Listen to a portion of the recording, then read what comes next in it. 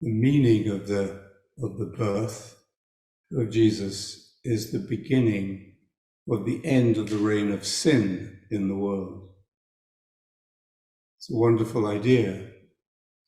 It's a wonderful and hopeful idea. But not long ago, I met a man who suffering from a long and, destructive addiction.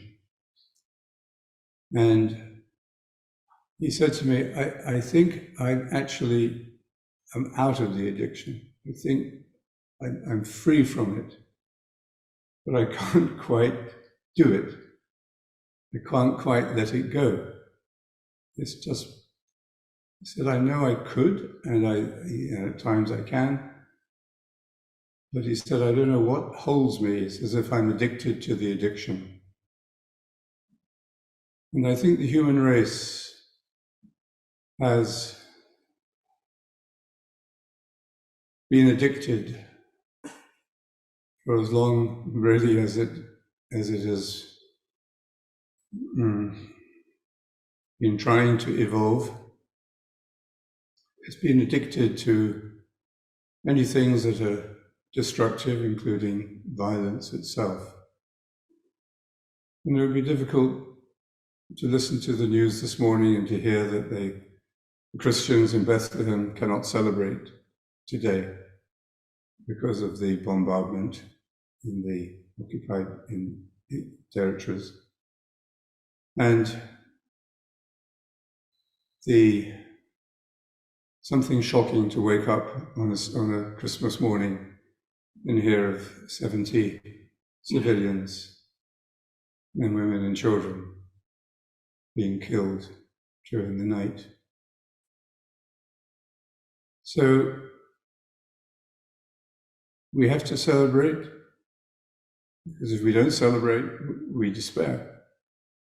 And we have every reason to celebrate, because like that man I was mentioning, the addiction to addiction is so strong that we're almost frightened to take the risk of letting it go and living differently. I'd be so different if I didn't identify myself with this addiction and all the games that it makes me play. And that's the power of this feast, really, is that it takes us to the spring of hope, of sure hope, which is not guaranteed by,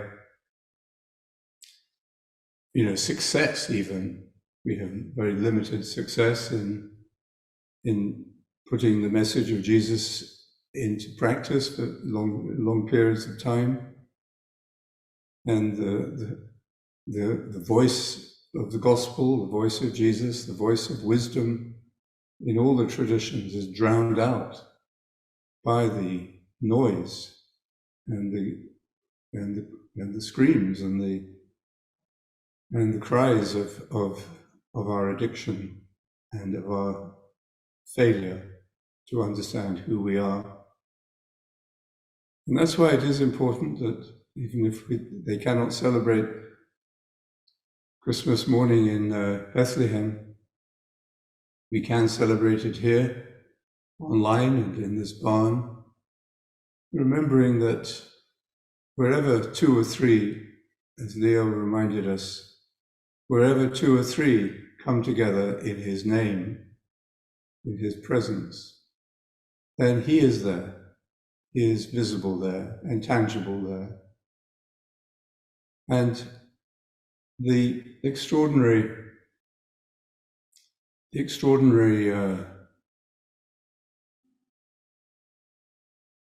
consequence of this is that we are given a much deeper insight into the purpose of God in creation and into the purpose of our own short lives. We are given an insight into why and what is the goal of this complicated process full of failures. And it's put very simply in the wisdom of the early Christian teachers when they said God became human in order that human beings could become God. And I remember saying that once, some years ago, at a talk, and I was accused of being a pantheist and a heretic and a New Ager and so on. I said, well, actually, this goes back to St. Athanasius and even further. And they shrugged their shoulders because it is offensive to us in the kind of image of God that we have created and the kind of image of ourselves as kind of subservient creatures that we have settled with in all our addictions to keep us unchanged. But that is the staggering insight that each of us can fall into, and we find in ourselves if we allow this moment to fully teach us. John Main wrote his last newsletter just before Christmas, 1982, and it was a reflection on life and death of Christmas. And he says at one point, this beautiful symbol of life is like a piece of string, and it begins with birth and it ends with death. But nothing is whole until it is united. So these two ends of the piece of string of our lives need to touch and to be connected. And it's that mysterious union of life in life, stronger than death, stronger than addiction, stronger than failures, stronger than the darkness which human beings can love, greater than the light. It's this which is our hope, and it's this which has changed human consciousness. Because this historical moment that we celebrate today, it wasn't just a symbolic act. It was an act that changed the capacity of the human being to know themselves, to be in union with God, and to have this capacity within themselves to be fully alive with the life of God, and to allow that life over the course of our own short life to simply burn away all the stuff that we cling to or that clings to us, whether it's our collective addiction to greed and to violence or to injustice, or whether it is our own individual problems and struggles. That is not what we should be focusing on. And that's why Pope St. Clement, another early Christian teacher, said in his Christmas Day sermon, "Christian, recognize your dignity. Wake up, you idiot, and recognize who you are, and that we are who we are because we know that we have this now activated capacity within us. You know, when you get a new card, you have to do something to activate it. But it's as if this innate capacity in our human nature has been triggered. And we are now, you may find it difficult to believe as you listen to the news, but we have within us now this process of activation has started. And there's another way of looking at human history, not only as a succession of failures and tragedies and mistakes and missed opportunities, but also as a slow human and humane progress into that divine nature that we are called to be and to become. And the amazing thing, I think, say, well, why is it taking so long?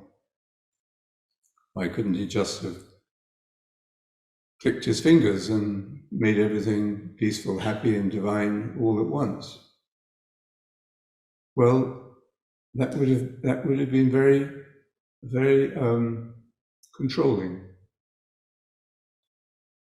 That would have been to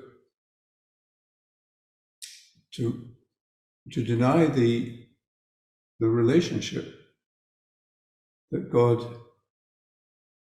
created between himself and us at the moment of our creation. And that relationship is of equality.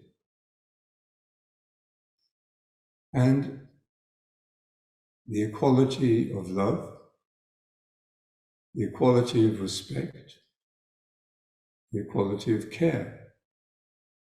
And therefore there can be no force, no, what's the word, assertive control over us to speed up the process or change the rules of the game, because it's a relationship.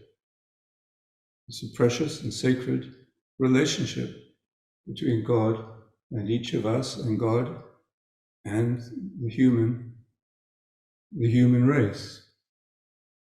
And that's why this feast depends upon not our believing in anything, which of course is very difficult for people, but it's not so much about believing, it's about revealing. And it is self-revealing. We have to allow this to reveal itself in us. Then we know. So, and this self-revealing is of a kind of relationship that Jesus represents in all of the circumstances of his birth, his vulnerability, as a baby, the most vulnerable of all mammals, and especially infant mortality at that moment in history was, I don't know, 30% or something. So a very vulnerable beginning to this incarnation.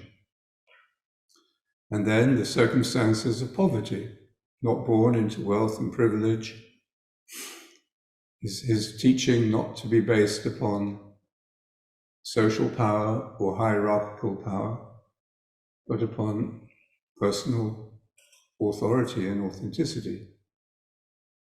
And then the exile, human life that we see happening on a scale unprecedented in our time.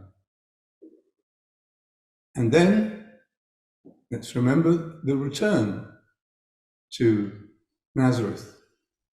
And however many years, the next 30 years, living in obscurity, but in ordinariness. Studying, living, going to weddings, going to the synagogue, and discovering who he is, and realizing why he exists and what his purpose is. And then the gospel opens up, of course, with the consequences of that self-revealing within the young man that the baby Jesus had become. So it touches the story of our own lives, but it also gives hope and insight to every stage of our own journey, continually reminding us that God will not use force or pressure. He won't let you off the hook, but he's not going to force us to do anything. It has to come from within. And the hope is that Christ is in us in a way that was unimaginable, but it was foreseen, it was aspired to, it was hoped. People didn't know what the Messiah meant, but it was hoped for. Well, we're living in the realization of that hope now. And each one of us, with all our limitations, faults, and failings, is a part of that plan, and part of that body, and part of that destiny.